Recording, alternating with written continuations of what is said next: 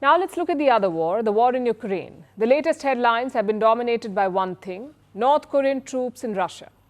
Between 10 and 12,000 North Korean troops are in Russia, and they're making their way to the Kursk region. This is in Russia, it borders Ukraine. These North Koreans are apparently in Russian uniforms, and they're preparing to head to the front lines. Ukraine, of course, is angry, not just with North Korea and Russia, but also with its Western allies. President Zelensky says the Western response to these troops has been, quote-unquote, zero. And he's getting increasingly desperate ahead of their imminent deployment. Here's our report.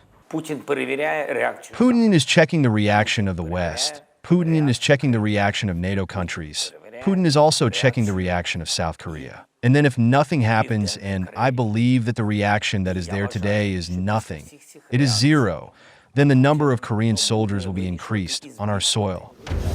Ukraine's President Volodymyr Zelensky is furious about the North Korean troops at his doorstep. He's also annoyed at his Western allies, at their response, or the lack thereof. Zelensky says that the Western response to North Korean troops in Russia has been zero. The West, though, says it's monitoring the situation as it unfolds. We now assess that there are some 10,000 North Korean soldiers in total in Russia. And the most recent information indicates that as many as 8,000 of those North Korean forces have been deployed to the Kursk region. We've not yet seen these troops deploy into combat against Ukrainian forces, but we would expect that to happen in the coming days. The U.S. provided this update yesterday. In Russia. Our assessment is that Putin's forces have trained these North Korean soldiers in artillery operations, UAV operations, and basic infantry operations, including trench clearing. The Kremlin has also provided these DPRK troops with Russian uniforms and equipment. And all of that strongly indicates that Russia intends to use these foreign forces in frontline operations in its war of choice against Ukraine. This has upset North Korea's greatest rival, South Korea.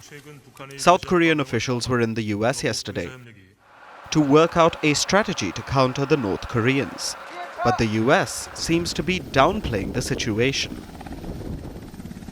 One of the reasons that Russia is turning to these North Korean troops is that it's desperate. Putin has been throwing more and more Russians into a meat grinder of his own making in Ukraine. Now, he's turning to North Korean troops. And that is a clear sign of weakness. Washington says that this is the first time in 100 years that Russia has invited foreign troops into its country. And it shows President Vladimir Putin's desperation. We don't know if the West actually believes this rhetoric, but it may explain why they're dragging their feet. For now, this seems to be working in North Korea's favor. Their soldiers are reportedly happy. They've been chosen for a special mission. They get to visit a foreign country.